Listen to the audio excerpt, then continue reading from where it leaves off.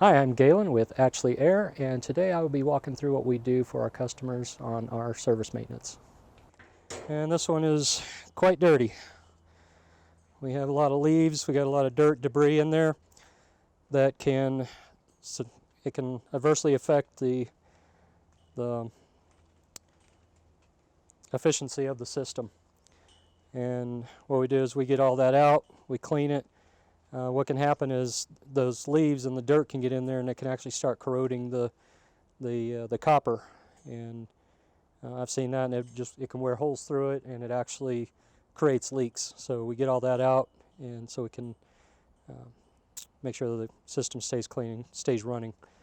These carriers are nice because they have access to get into the side, whereas a lot of them don't have it. We have to go in through the top and make it very difficult to clean everything out. But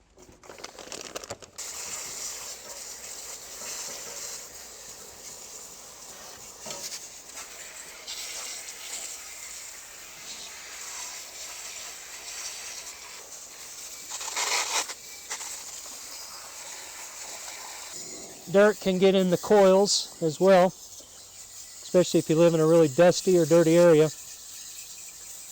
And when these coils get clogged up, they can reduce the efficiency of the system dramatically.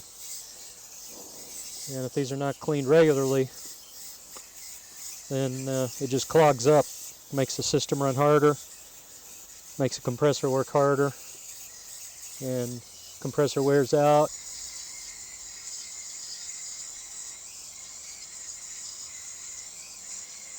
These have little drain holes in the bottom, and so the goal is to get all this debris out through those little holes. But there's so much debris in this one, it's going to take a few minutes. What it does is it pulls air in from the outside and sucks it in through the coil, and then brings it up through the top on most systems. And so all this debris and this dirt, majority of it has been sucked in from outside through the coil. So that kind of gives you an idea just how dirty the coils could be. Yep, so just scrubbing off these fan blades. They have a lot of dirt on them.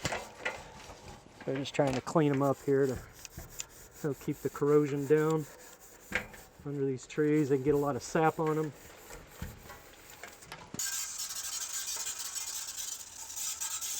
Looks almost brand new. Okay, so now we've got everything cleaned out from inside here. The next thing we're going to do is test the capacitors, and then we'll be going inside and turn it on and test it from inside and see how everything looks. So as mentioned before, I'm going to be checking the capacitors, and this is the part where the average homeowner might not want to do this. These capacitors can hold quite a wallop. I have been burned on these, and it is a burn that goes down through the skin. It does hurt.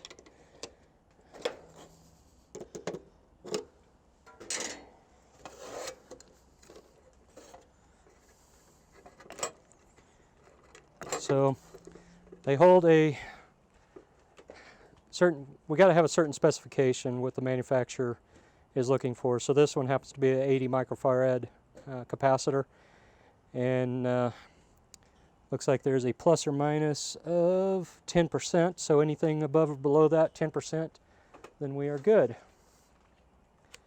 If it is outside of that realm, outside of that scope, then we are not good. So let's see what we're at here.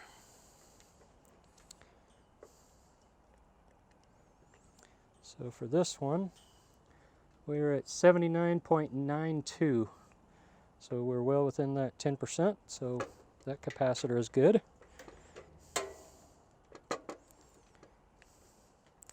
Now, a capacitor, what this does is it helps the fan and the compressor to start and continue running. And if they go bad, then it will not work. Okay, so I just went inside, turned the thermostat on, and I've not turned the power on out here yet because I want to know what it's doing as soon as it turns on. I want to hear it. The customer said that there is a concern as far as what it sounds like, so I want to know what it sounds like from the beginning to the end. And if I plug it in or turn the power on before I go in to turn the thermostat on, it turns on, and then I come out here, it's already turned on. So it's kind of a way for us to know exactly what it's doing.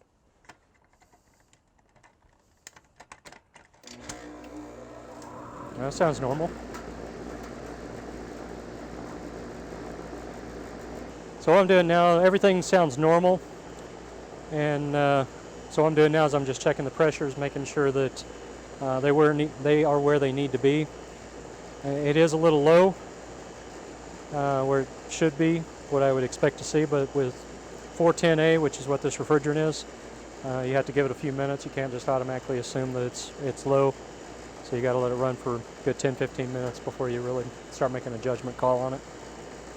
So let's give it a few minutes here and see what happens.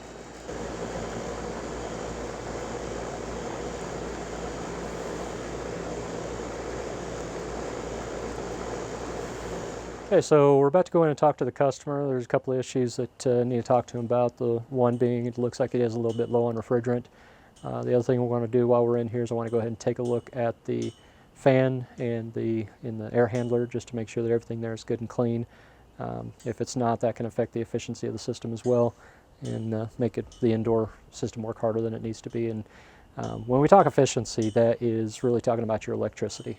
And the more efficient the system runs, the less electricity it's going to take to operate that piece of equipment. So that's really the bottom goal for us to be here, is to maintain the equipment and to bring your electricity costs down.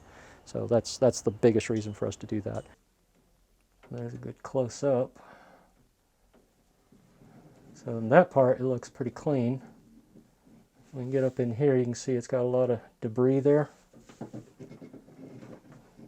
Down here, it's discolored, so that tells me that that's dirt that's on there. That spot there is clean, but the rest of it is looking pretty rough.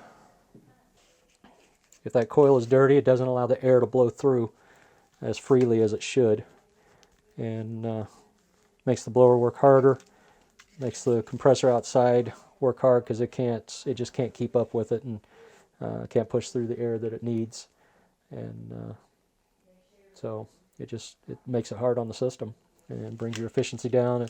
It reduces the airflow that's actually making it into the house. It just makes it difficult.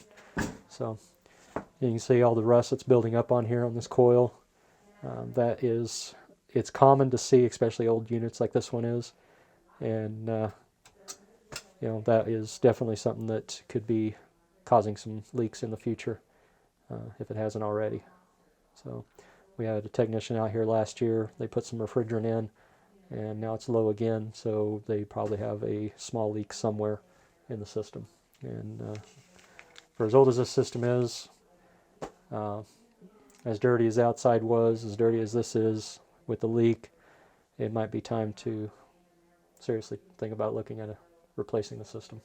So when we're talking about replacing a system, it's more of cost to keep maintaining it, and how much it costs in electrical use to keep the unit running, as opposed to, if you had a new system and the more efficient systems that are out here today.